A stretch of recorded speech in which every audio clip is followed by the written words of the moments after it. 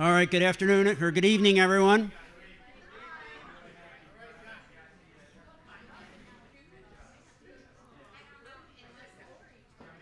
This is our second of 4 meetings. We had a great meeting this afternoon with a nice turnout. We're really excited to be here together to talk about the next step in Radley Run and creating a shared vision to help this club move forward and to thrive. So we're going to cover quite a bit. There's going to be 3 speakers. I'm John Cinciulli, been a 20-year member of the club. I'm the vice president. And then John Snellinger from our great partner Chambers is going to talk about the plan. And then Mike Ivanko, the club president, is going to talk about what it costs and how we're going to pay for it. So we're going to take some questions at the end. But we're going to cover a number of things. First, we're going to talk about we think we need to do it now. We're also going to do an overview of the planning process, and we're going to get very deep and specific into phase 1 components is what we're going to focus on today. 4 main elements of phase 1. A new golf clubhouse overlooking the 18th hole, the main level upstairs being enhanced to be able to bring in some outside revenue, pool enhancements, and racket enhancements, which we'll go into much detail on. And we're also going to give an overview of future phases. The idea is to change the trajectory here so that we have revenues going forward to keep investing and keep improving the club. Then we'll talk about the cost model and timeline. So why and why now? So a couple of really important driving themes here. One is we want to improve the member and guest experience, and we want to increase utilization and attract new members, right? We need this to be great for us so that we spend time here and we spend money here, we refer our friends, and that we attract new members. So a couple things on the surveys that we did after we were together a year ago. 76% of respondents indicated that improved facilities would make them utilize the club facilities more, which makes sense, right? The nicer it is, the more time you want to spend there. 82% indicated that improved facilities would make them more likely to recommend a prospective member. 84% indicated that improved facilities would increase the total membership. 97% agreed that as members, we should invest in improving our club's facilities. And 81% agreed that adding additional revenue sources, specifically some outside sources like we're going to talk about with our event venue, was important to overall club improvement. So when we talk about a thriving country club, what are the elements of a thriving country club? And I think you're going to agree these first couple, we very much have them. We're in a great location with great demographics, within a great community. We have some attractive assets, a great golf course. What's special about Radley Run is experience for all life stages. I see some people here whose children and now grandchildren have been enjoying the club. Ourselves, my wife and I, our kids grew up at the golf course. Juniors programs, the seniors had a great event this morning. Women and men, thriving junior programs, a fun and involved membership, and now more toward the part that's driving why we're here, what we need to talk about. A long-term plan to provide sustenance and to drive growth, a growing membership where demand exceeds supply, because that strength, we're not really there right now, growing revenues. Here's an important one. A membership committed to long-term sustainability. That's the one that we really need to come together and make sure that we do have that membership, because there's been some question as to whether the membership is willing to invest in the long-term viability of the club. We're pretty confident that as we lay this out and give you a plan that we do have that type of membership, but that we need to find out, and that's part of what this process is. We need a financial plan that provides revenue to support the long-range plan. So as an example, we have a terrific long-range plan for the golf course. I don't know if you've ever seen it. Ask them in the pro shop. They have a copy of it. It talks about improvements on the 9th hole, how you move the cart path out and the 9th hole becomes better, and a number of other holes. So it's all laid out. We made the investments, but we need to make sure that we have the revenue to continue to invest and continue to improve. Obviously, great overall member experience and the ability to attract and retain top talent, because top people want to be in a top facility.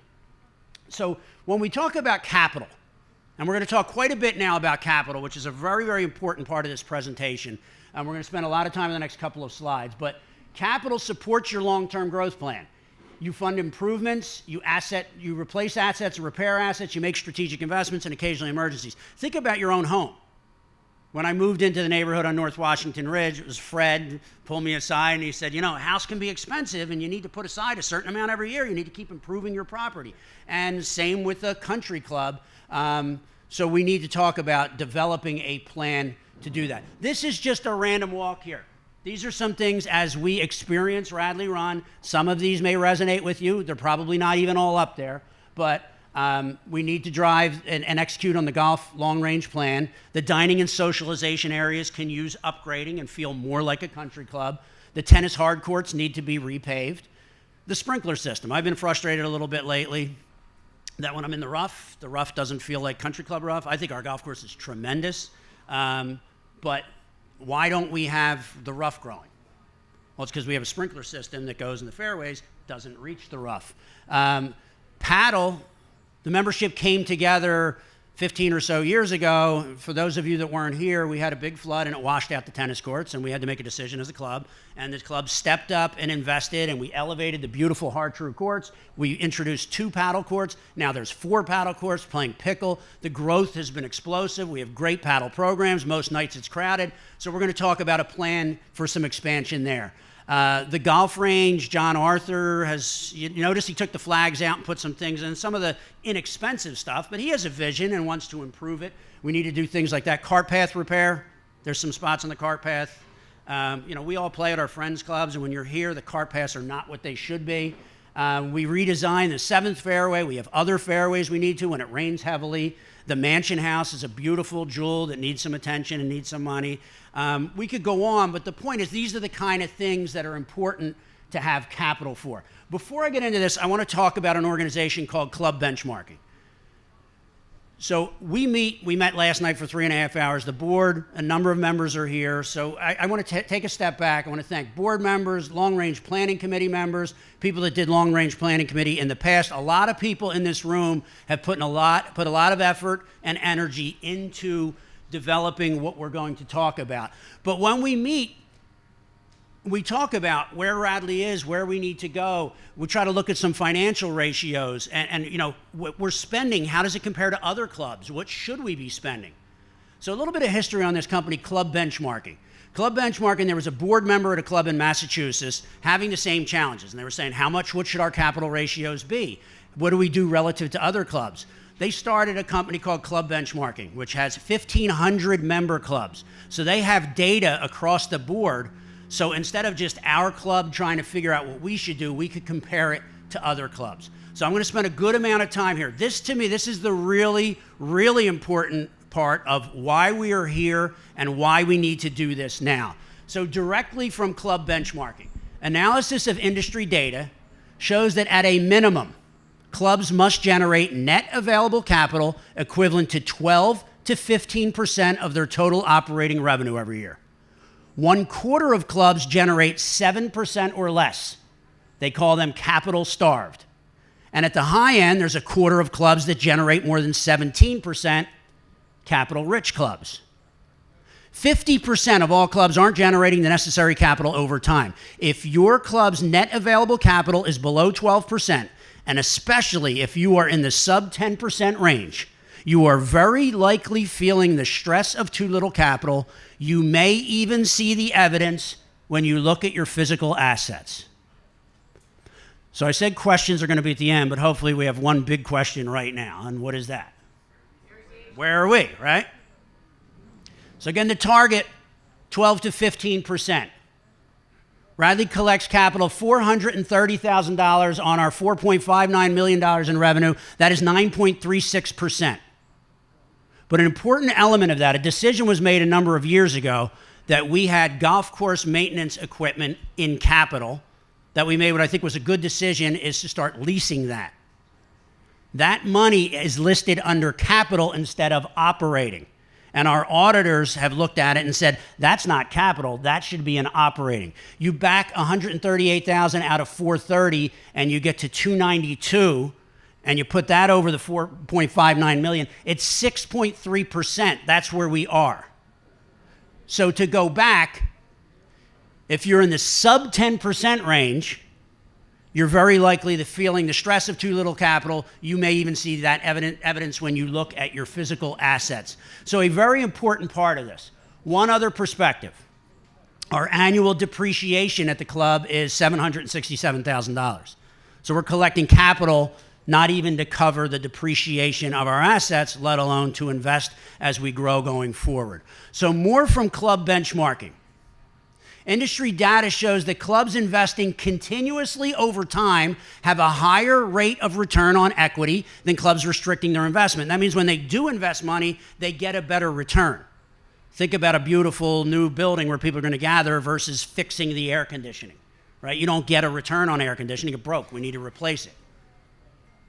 Capital investment is a momentum game, meaning the more you invest, the more money you will generate for further investment through higher capital income. The less you invest, the less money you will generate because you won't be attracting members willing to pay a reasonable initiation fee, let alone no initiation fee, to join the club. During the last financial meltdown, many of the clubs that reduced or eliminated their initiation fee are now capital-starved clubs. So we went through a recession. What do you do in your household when you go through a recession? Right? You tighten your belt a little bit. Maybe you put off some expenditures. We did that. We think the big challenge is we never put a growth vision going forward. In 2010 turned into 12, 14, 16, 18, 2020, soon to be 2021. This is a cycle from club benchmarking, a positive cycle of investment and a negative cycle. So I'm going to go through each. This is what the positive cycle looks like. When you have increased capital investment, you get broader amenities and attractive facilities. You get increased member satisfaction and interest in joining. That means you have higher initiation fees and more members, and you get increased capital income from the initiation fees and the capital dues. You get a higher return on your invested capital, so you have more capital and you have a positive cycle. This is the goal.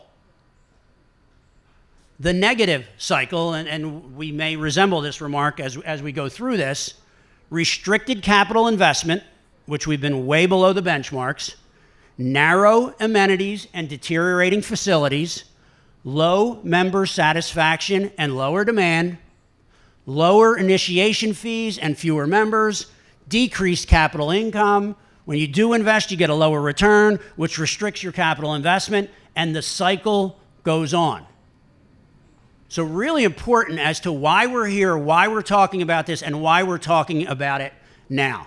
And just to go back, you've got the positive and the negative cycle, and we're looking to get on the right side of this.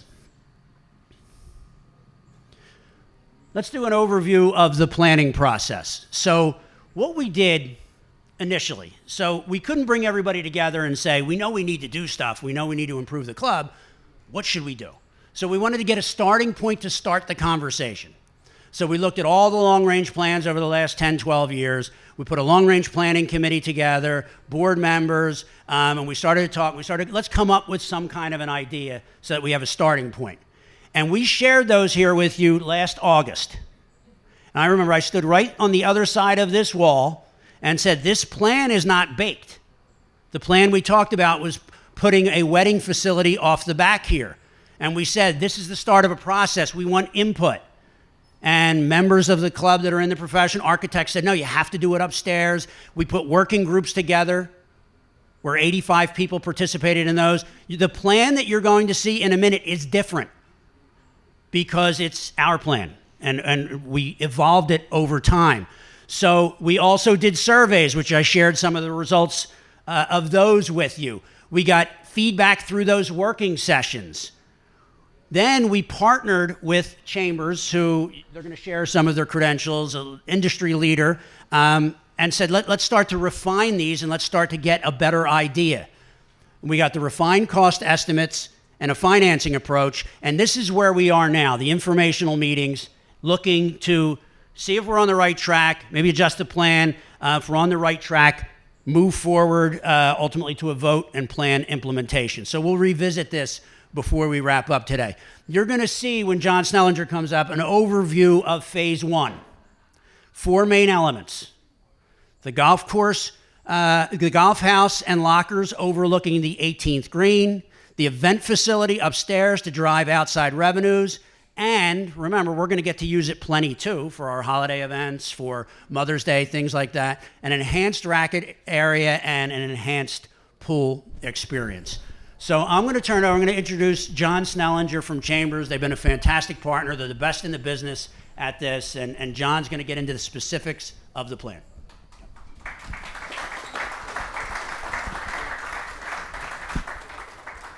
Good evening, everyone. It's great to be with you. So just a little bit of background. As John said, my name is John Snellinger. I'm the Director of Planning for a firm called Chambers. And just a little bit of background on Chambers.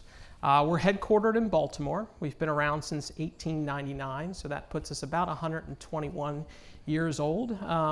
We have grown in terms of our offices, so we now have 5 offices: Baltimore, Dallas, Washington, D.C., Minneapolis, and we opened our 5th office a couple years ago in Naples, Florida. So we are a collection of architects, interior designers, and planners. My role with the company is Director of Planning and also a principal with the firm. So pretty much every day of the week, or at least pre-COVID, every day of the week, I was at a private club across the United States, working with boards of directors, long-range planning committees, and ultimately the membership in developing strategic facilities plans like you're going to see today. So we are the largest planning firm that specializes in the private club industry. I think last year we worked in 27 different states: Canada, New Zealand, and Asia. So we are specific to the private club world. We are still, though, a very small company and a niche firm. We have principal involvement in all of our projects. Just to give you a little bit of our credentials, I like to say if you've been around for 120 some years, someone's bound to give you an award over that time, but this just gives you some of the awards that we've won over the past. So what I'd like to emphasize is the fact that all of these planning assignment, or all of these jobs here that won awards, started like you have your club in developing a plan for the future. So that's enough about us. We've been working with a dedicated group of your fellow members over the last 9 months or so, and we're really excited about what we've come up with. But this is our opportunity to take it out of the box and share it with the membership and get your thoughtful feedback through an exit survey that we're going to share with you tonight. So when the question and answers come up, we're going to pass out that 1-page, 2-sided exit survey. It's really important. As John knows, if you do public speaking like I do, it's really difficult to measure smiles and frowns in an audience, especially with you all wearing masks. I know that some members come in here and they're smiling at me and they absolutely hate my guts. And I also know that some members are frowning, but they just want the facts. So we had to develop a way to get some quantitative data, and that comes through the exit survey, so we can get your thoughtful feedback and realign this plan so it's what you all want as the future. So let me get into the actual plan itself. The first phase has 4 components, as John mentioned. The first one is a new golf clubhouse. And before I get into the actual designs, I just want to share with you what we were trying to create from a strategic objective.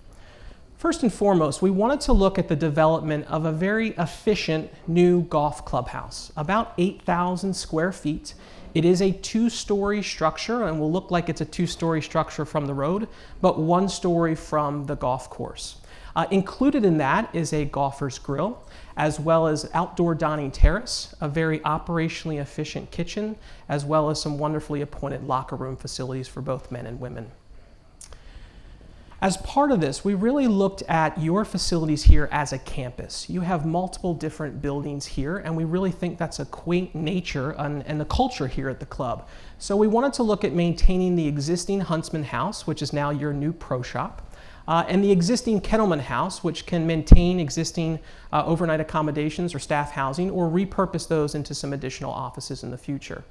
So we really wanted to create that campus-like feel across the road as it related to the golf experience. We also wanted to utilize the existing entry drive into the Kettleman House to really become that new arrival for golf where it sets your tone. And we're talking about really this entrance here, here with your Huntsman House and Kettleman House, and kind of using this area here to create that arrival sequence and the natural circulation as it relates to golf. We also wanted to look at how we could formalize some of the parking that you have. When I came here this morning, you had all the cars lined up here. We know that we have to create some parking in this. We can pick up some additional space if we actually formalize that. And we have some other opportunities for gaining some parking here as well. So next, we wanted to strategically position the new golf clubhouse to really have some wonderful views. We can work within the existing topography of the site, and really play up and maximize the sight lines that you have of the 18th green. What we wanted to try to accomplish is be able to capture members that are coming up and making the approach shot from the 18th fairway, as well as being able to see members making the putt on the 18th green from a new outdoor dining terrace. So this is about the positioning of where the new outdoor terrace will be on the new golf clubhouse. We also recognized we wanted to provide convenient access for members to enter this building. So we also looked at the main path leading up to the Huntsman House, as well as from the main clubhouse. So we really looked at from the main parking across the way from this clubhouse to be able to create a path. Maybe we can lose those pine trees, they don't really owe you anything, and really create a wonderful entry arrival up to the new golf clubhouse on the hillside. On the lower level of this very efficient two-story clubhouse will be a welcoming locker room entry. So in that, it will have appropriately sized men's and women's locker room with half locker facilities. Really, that's the trend in the industry, is going away to the big condos that you have in the locker room now, and really going to more efficient half lockers, since you're really only changing your clothes and shower and you're not living in those. So in both of the men's and women's locker rooms, we have great appointed wet areas as well. As it relates to the overall dining and social experience, we really wanted to strategically position what we're calling a dynamic and horseshoe-shaped bar, with maybe an indoor-outdoor feature as part of that. That's the trend nowadays in private clubs, is going away from the long linear bar, similar to the one that you have upstairs in the pub, and really going to more of a horseshoe-shaped crosstalk bar. It really promotes socialization and talking amongst members. That's why you're all members here at the club, because you like each other and you love to socialize. So we wanted to position that wonderful new bar on direct access with the 18th green. Adjacent to the new bar is a Golfer's Grill dining experience with seating for about 60 folks that really has a 180-degree view of the 18th hole and the overall golf experience. We really see this as a wonderful area that's conducive for a casual before or after golf meal, but also we wanted to maximize the opportunity to use this, and we feel it could be a wonderful evening dining experience. We could even look at lighting some of the elements on the golf course, and actually you can see that utilization increases when members can see the golf course at night, is a tremendous benefit. As part of this, and directly adjacent to the outdoor or to the dining area, we wanted to provide a covered and uncovered portion of the outdoor dining terrace with about 60 seats as well for wonderful views overlooking the 18th green. Now, I know you're kind of in a period of transition as it relates to your turn or halfway house. You've kind of transitioned up to the Huntsman House and a kind of window of the garage area up there. We wanted to formalize that a little bit more and create a very improved experience and operationally efficient turn or halfway house component. So you will see, as part of this new golf clubhouse, is a new and improved turn facilities with convenient restroom facilities as well. We would look to turn the existing turn facility into a bag storage area in the existing Huntsman garage. And then we really wanted to play up the campus feel to really take some of our cues as it relates to the architectural detailing and overall look and feel of the new golf clubhouse from the existing structures you have on campus. So let's get into the drawings now from a conceptual plan standpoint. With the benefit of Google Earth, we can look at it from the top down, and just to orientate you with how the site plan is set up, obviously our clubhouse is down here, our main parking. We have our Huntsman House and our Kennelman House, Huntsman House and our Kennelman House located, Huntsman House and Kennelman House with cart storage building located there. We do have our 18th green in this location and our 10th tee. So we really focused on the opportunity to create a campus-like feel by developing a new golf clubhouse up in this area here. So as you'll see from the proposed conceptual site plan, you can see as we come up along this side is really using the space between the Huntsman House and the Kennelman House to create a really nice entry drive circle. The ability to have an area for bag drop as you drop off your bags, easily access the pro shop in this area, go into some formalized parking along this side or in this side here, or as well as parking over on this side here. And then you'll notice the new golf clubhouse. It's a two-story look from this side here, but again, it's a one-story look overlooking the golf course in that direction there.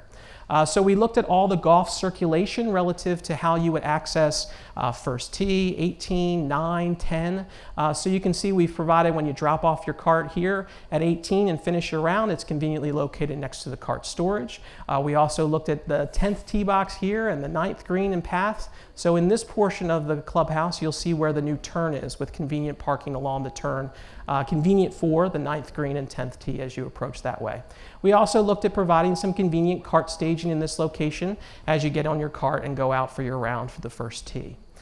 So you will see here that we have our outdoor terrace. We would relocate this cart path to have unobstructed views of the 18th green relative to this location. So as we get into the floor plan, you'll notice this is the lower level. So it's the entry level on grade here as you walk up the path from the Huntsman House or the Pro Shop. Come into a lobby here. To the left would be the men's locker room and straight ahead would be the women's locker room. Again, half lockers in neighborhood type settings. And then towards the back we have well-appointed wet areas, showers, restroom facilities, and the like, all in both the men's and the women's locker room. We also have a shared attendant in this area here to be able to shine your shoes and be conveniently located for both men and ladies. We do have our stair coming up here as well as our vertical means of circulation, handicap accessibility with an elevator that takes us up to the upper level, which really I think is the crown jewel of the program here. As you come up the stairs or the elevator and turn left, this is our first component here of a socialization bar. You can see a wonderful horseshoe-shaped crosstalk bar. We also looked at having a window along this side so we can have some bar stools on the exterior as well. So the ability to look out and really view the 18th green finishing hole as you finish up your round with fellow members and watching the rest of the members putt on the 18th green. Next component is you'll see a wonderful golfer's grill type setting here. We have some tables along the window, maybe some booths along this side here, conveniently located next to the kitchen. All along the wraparound here is a wonderful outdoor terrace. On this uncovered portion, we have a great opportunity to have a wonderful fire pit where you can have a glass of wine in the evening, watch your fellow members, socialize with your fellow members. Along here, we have our covered portion of the outdoor terrace. We're seeing this more as a trellis style covering to really protect you from the elements and give you some protection from the sun. And then along the side here, working with the existing topography as it works up the hillside. Again, this is kind of buried into the hill as it approaches up towards the 10th tee. You'll notice here that this is uncovered. Maybe we could have a wonderful outdoor fireplace with some soft seating. Again, another place for you all to socialize and have a few drinks. You'll also notice a very efficient kitchen. We've sized this appropriately not only to offer just your golfer's grill type menu, but also to look for an expanded menu should the members want for your evening style dining. So really being able to elevate that overall experience. You'll notice as part of the kitchen, we do have a turn cafe built in. And I'll show you an image of what that could potentially look like. But very convenient as you're making the turn from 9 green to 10th tee, coming in here, being able to pick up a cup of chicken salad or a hot dog as you make your way on the turn. And you do have very convenient restrooms, men's and women's, along that side as well. So one of the visioning images that we wanted to share, you may all be familiar with this club. This is Lanark Country Club in Havertown, PA. This was one of our projects a number of years ago, and it really sets the stage for that amphitheater type experience where the clubhouse kind of wraps around the 18th green. And we thought this would be a wonderful opportunity to create some drama as members are playing up the 18th hole to really be able to see the approach shot and making the putt. As we talk about bars, we really want to have a club type feeling, a very clubby atmosphere, a great bar, very much similar to this in the horseshoe shape, being able to have some TVs there to really promote members watching the game, watching various different sporting events. As we talk about that indoor-outdoor component, maybe having a window wall here with some bar stools on the outside, really creating a wonderful atmosphere. As we look at the Turn Cafe, this is a trend nowadays in clubs, is really elevating that turn experience. This was one of our projects up in New York that actually made chopped salads and more of a coffee type experience at the turn. So really we thought, given the proximity to where this new golf clubhouse could be, how we could really improve that overall experience. As we look at the locker rooms, you can see here, very similar to about the size of the locker rooms, all being half lockers, but again, wood lockers, very nice as it relates to that area. And then we talk about the outside. Again, trying to get you outside, maybe with a trellis style structure similar to this. We could have fans during the summertime, maybe some heating elements to extend the season into the shoulder season to really create a wonderful atmosphere. And then to add some excitement, being able to have that fire pit. So instead of saying, I'll meet you at the bar for a drink, I'll meet you at the fireplace so we can have a glass of wine and really enjoy each other's company. So we wanted to do some artist conceptual renderings because I know sometimes it's difficult to members to imagine what the spaces could look like. So we did 2 renderings of the new golf clubhouse, one exterior and one interior. So you can see this is an artist conceptual rendering, kind of hovering around the 18th green, looking back towards it. So you can see it's a 2-story as you walk up from the Huntsman House, entering into the lower level lobby, coming upstairs. So this is really our bar component here. You can see the fire pit here in the foreground, and then you can see the covered trellis style structure here on the outdoor dining terrace, really trying to emphasize the ability to see the 18th green and your fellow members make the putt. So we took our cue really from the Huntsman House and the Kennelman House relative to the cedar shake, introducing some of that elements that's already there, as well as the stone that's very prevalent here throughout the campus. So we really wanted to make it feel like it fit within the overall experience here at Radley. And then as we look at the interior, this gives you kind of an understanding of what the experience could look like. Now, I'll caution everyone, we've had no involvement from members in picking out fabrics, colors, and finishes. So if you don't like what you see here, don't hate me. It's just what it could be. We're a long way away from that. But I just wanted to share with you kind of the vibe that we're trying to create as a clean palette, but a clubby experience that really makes you want to come in, have a drink at the bar, and have a wonderful dinner or lunch after golf. So you can see here that we have our horseshoe-shaped bar, maybe with our window wall along this side, displaying some TVs there that are wonderfully done, and then also being able to have our grill dining as well as maybe some booths along this wall. In the background, you can see that outdoor fireplace to really another spot where you can socialize. So that's the first component of phase 1 of the program. Now I'd like to take you inside and the clubhouse, and let's look at the main level.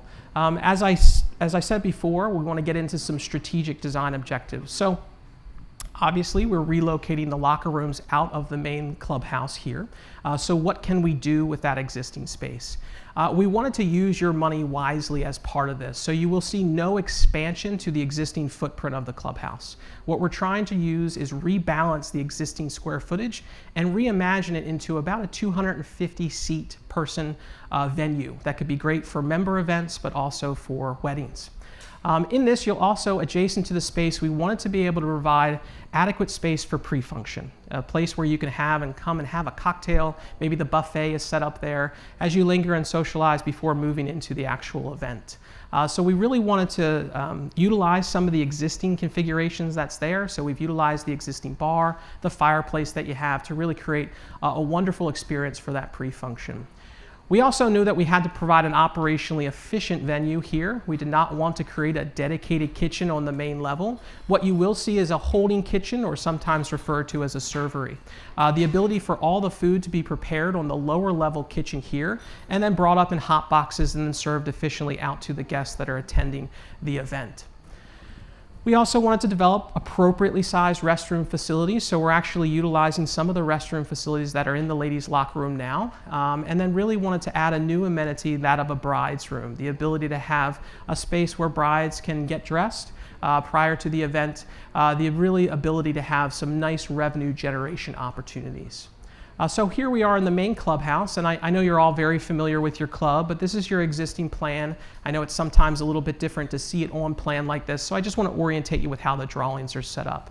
Again, coming in from our parking through the portico share, here's our foyer. In this location, we have our men's locker room, our men's grill, casual dining, or pub, and then we have our ladies' locker room, which storage now, but it used to be the pro shop, along with used to be the bag storage there. So I know those have been relocated, but this was a number of months ago that we developed this. So here is the phase 1 plan. I do have an overlay of the existing, but I know that gets a little complicated, so I'll take that off and kind of walk you through the various different components. So again, as we come in the main door, one of the first things we wanted to do is aesthetically upgrade the foyer space. And we want to use that as a pre-function area, a place where you can have cocktails, We talked about potentially closing off the grand stair that you have into the clubhouse, into the lower level, but this is conceptual in nature, and obviously we'll study that, but we've kept it in for now. We also wanted to use this area as pre-function as well, maintaining the existing bar, fireplace that you have, as well as the existing bar. So really all of this space serves as the place for cocktails as you're mulling around before an event. And then as we look to the right and really creating that ballroom space, you'll see seating for 250. It could be 225 with a dance floor, head table as it factors into that overall experience. We also want to look at the ability of subdividing it possibly.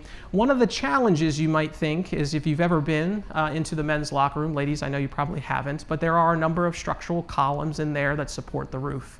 You might say, how can we really create a wonderful dining or banquet venue with the kind of low ceiling heights and the structural columns? One of the elements that we wanted to do was really create some drama. So as part of this, and I'll share with you, we are looking at taking off the roof, removing those structural columns, and creating a gable type structure that really creates drama within that banquet space. And I'll share with you a rendering in just a moment on that. So you can see we're moving a few walls relative to that, but mostly it's trying to utilize the existing square footage to its highest and best use and create an opportunity for some revenue generation for you in the future.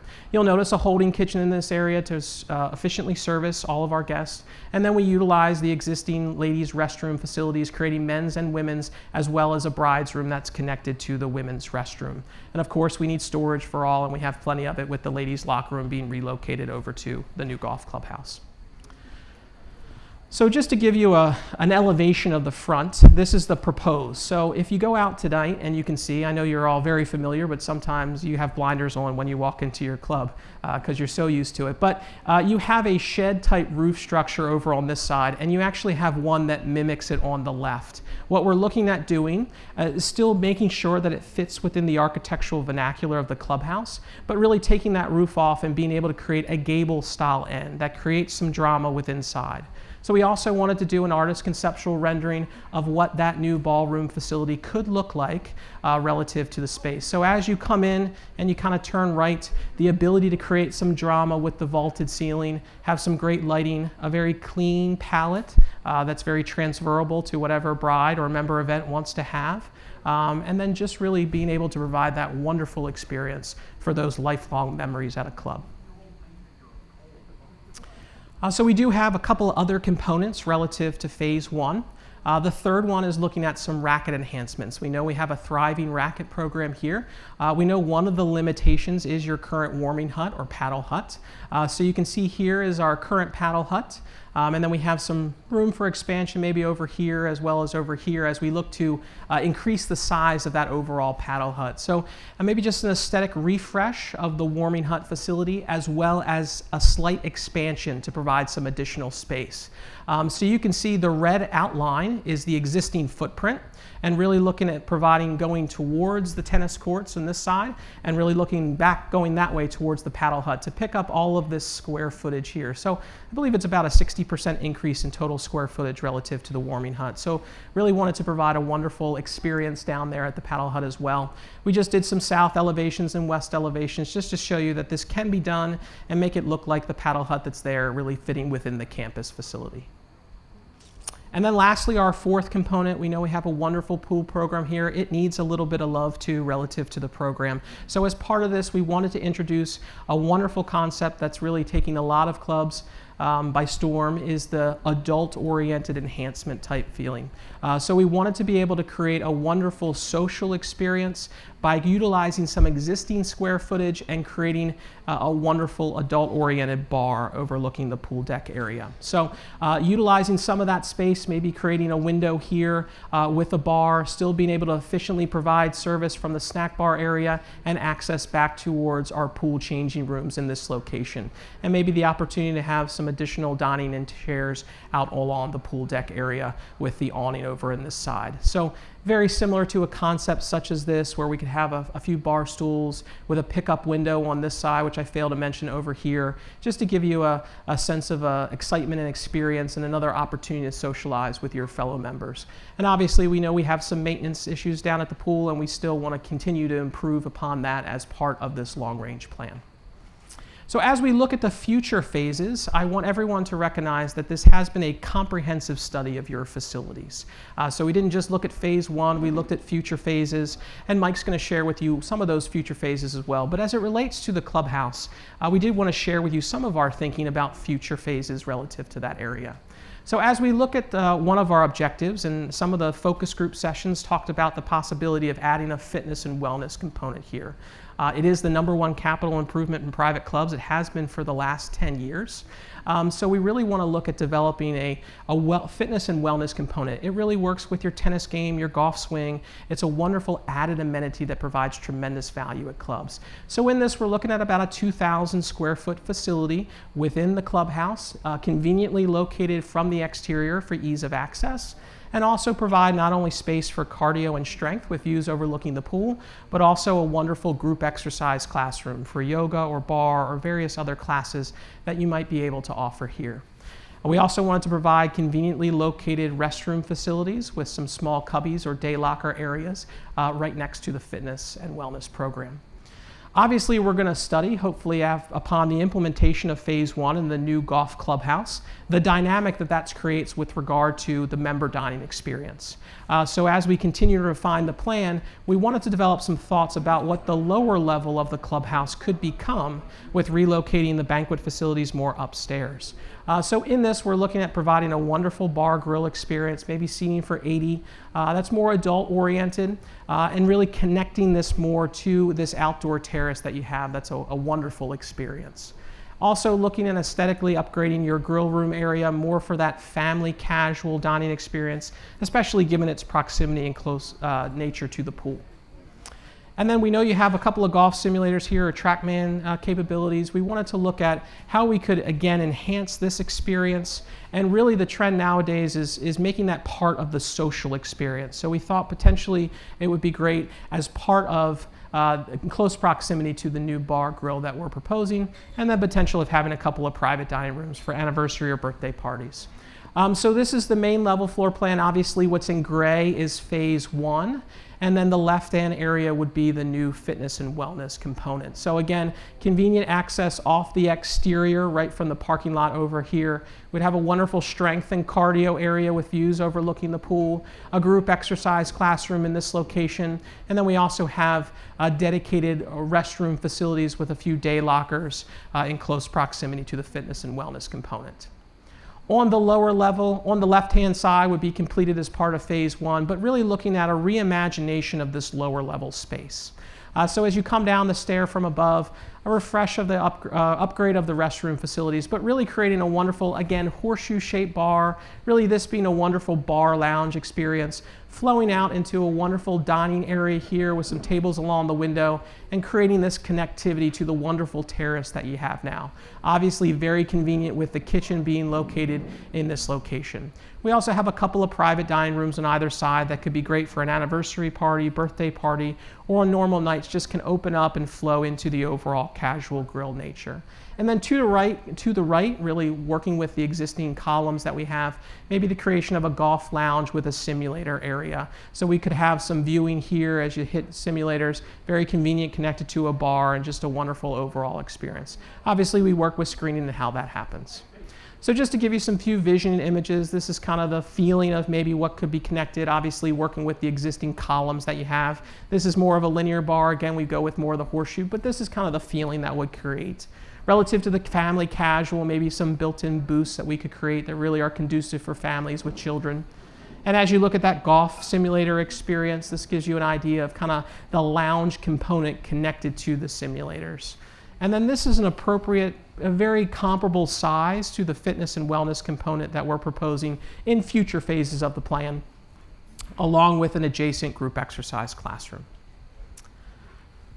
So hopefully we've gotten you excited about some or all of the components, but unfortunately with change comes cost. So I do want to share with you how the costs were developed. By no means have we developed full-scale construction documents and sent these out to bid. But in order to give you a realistic estimate of what these could be, we developed conceptual plans with a pricing narrative that was sent out to 3 reputable local general contractors that we worked with in developing these costs. So the total cost for phase 1, including the new golf clubhouse, racket and pool enhancements, are $5.5 million. Now these estimates are inclusive of all site work, as well as all hard construction costs, furnishings, fixtures, accessories, the appropriate kitchen equipment. We have about a 15% contingency built into the number, and also all applicable soft costs for the development of the documentation and engineering.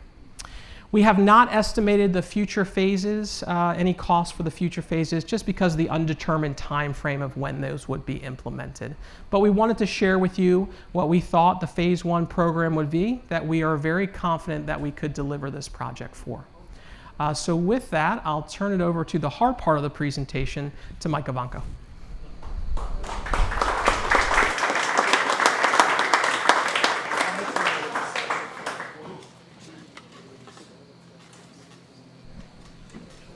Thanks, John. It's always great to follow two professional speakers, right? So what I want to talk through is so we talked through all the work, what would be done, but I want to talk through how would we pay for it. We worked with Chambers, club leadership, really tried to look at a variety of how, as we kind of went back and forth, what size makes sense, how do we get to a number that works, that would work for the membership.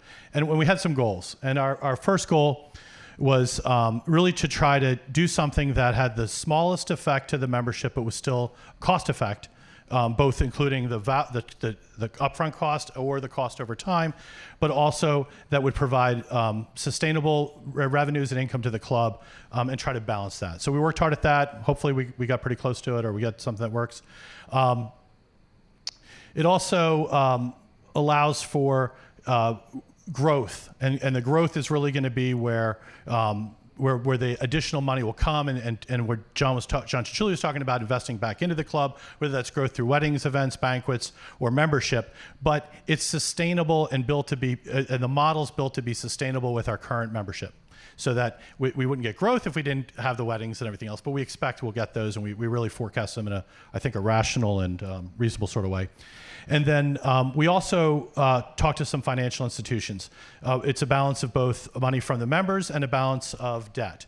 The balance, we talked to our current bank, which is said they're very interested in working with us. They've given us a term sheet. The term sheet will allow us to borrow $3.5 million. We also talked to another bank in that same process, and they were also supportive. One of the nice things we heard from our current bank was that we're in a position now to they're in a position to lend to us, and some other clubs, they don't feel that way about locally. So that's a good thing for us. And we talk about why now. I think one of the key things to why now is that we have money available to be lent to us, and I think that's an important component to get all of this done. The rates up there, the loan to value is 75%. It's 4.25 is where we are now. We'll look at it at the time. This is I would hope that we do better, but it's all built on 4.25, which I think is a pretty comfortable number in the current debt models in the market. So what does it mean to me? What is it going to cost to me to do this? So first, to cover the debt and to cover it fully, there's an additional monthly payment. It'll be added to our bill as a new capital fee.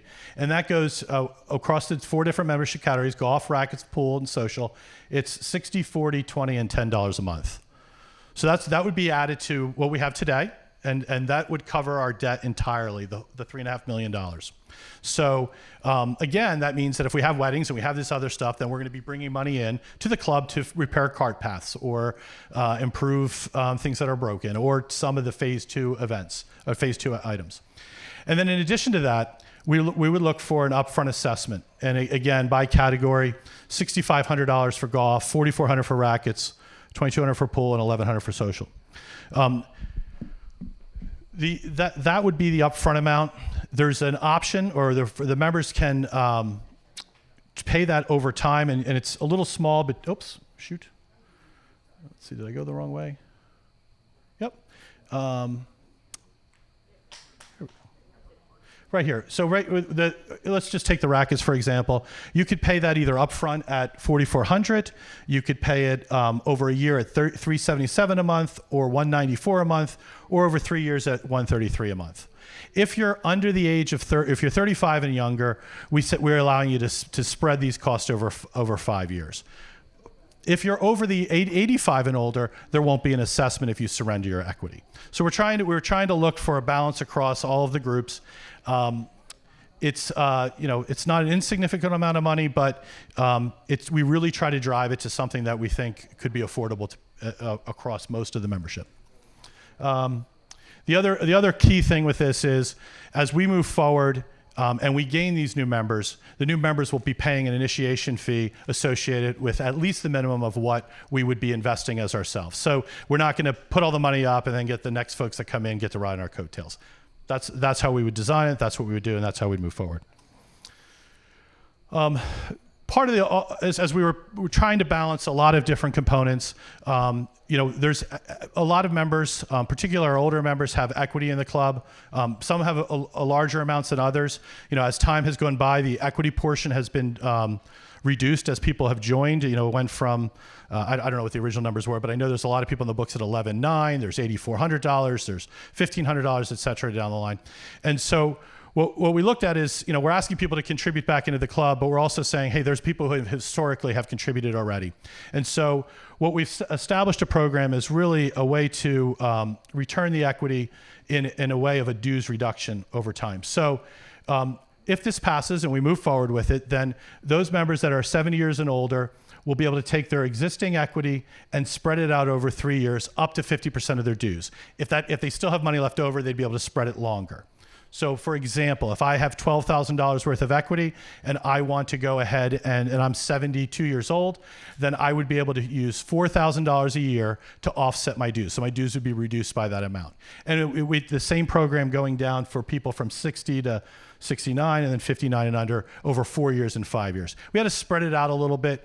The simple rationale with this is those people on the lower age period are going to have a little bit longer let's say, view of their ability to enjoy the club. Maybe the people on the higher end maybe have a little bit shorter view, so they get the money back a little bit quicker. And they've in most cases have invested earlier in higher amounts over time.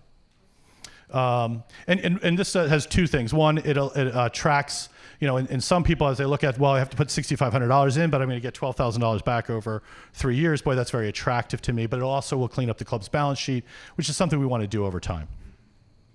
And to be clear, it's not up here, but everyone that chooses to do this will retain $1 of equity and still will retain a vote. So it's not to try to wipe out the vote or the equity. It's just, and you don't have to choose this, but I think a lot of people might want to because it'll help soften the expenses. Additionally, so when we talk about a construction project, it's important that we put in, to make it work and to go to the bank, if it's $5.5 million, the bank's going to say, okay, we'll give you 3.5, but you need to put 2 of your own in.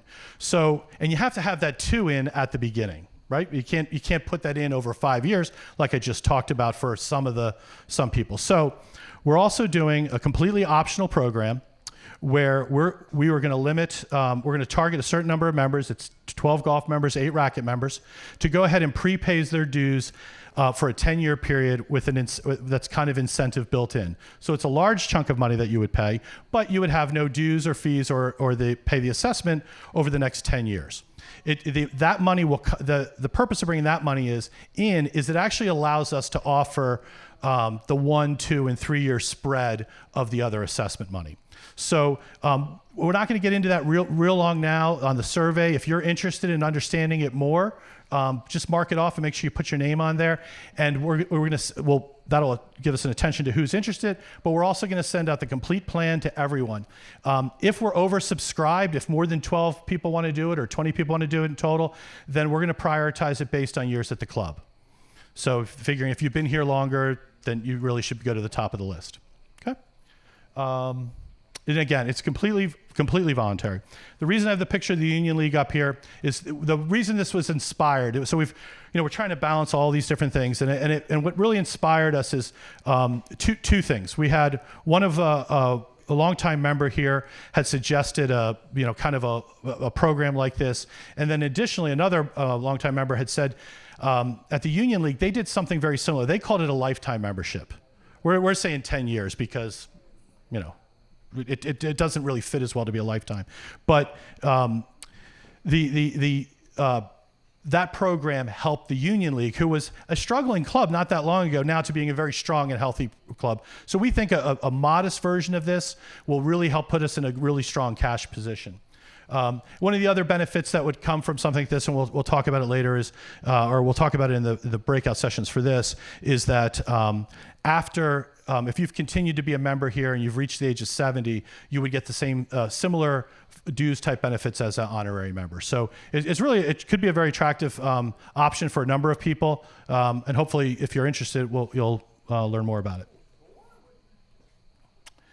And really, John Snellinger hit an awful lot of this already. The different phases. We didn't estimate at the same level he was talking about, where we went out and got pricing, but we did pretty good ideas of the different phase 2, phase 3, phase 4. So there's some money to be spent as we want to try to do some of these improvements, as well as just some of the maintenance we all see. I mean, the cart path thing is very near and dear to me, and it makes me crazy. So, but in any event, these are the types of things. Bathroom renovations, hard court resurfacing, having them queued up so we have a plan. When we earn, as we develop this, we have the weddings, we have the additional members, we have a plan, and we start chalking them off one after the other after the other. So that's our goals. I'm going to now move it back to John Cianciulli.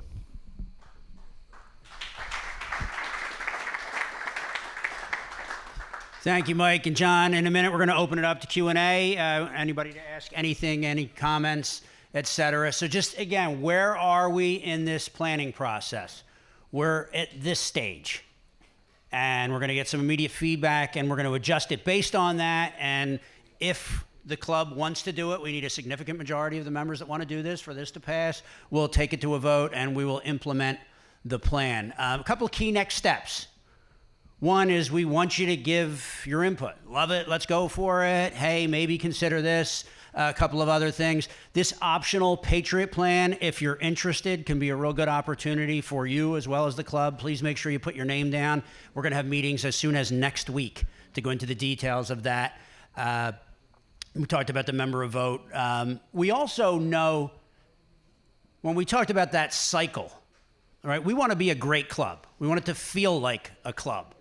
And I know I go to some of my friends' clubs, has a little bit of a better feel, and we know that we're not necessarily there where we need to be. So we will be doing a member experience exercise to make sure that the service and the overall experience match the improved facilities that we're going to have. We also need to optimize the staff because we don't have the type of staff to run some of the stuff that we talked about, nor should we. It would be irresponsible. But we know there's some work to do in those key areas. So now we want to open it up to anybody, thoughts, questions, comments, John, Mike, myself, board members, long-range planning committee people. So thank you, and let's open it to questions. Shar.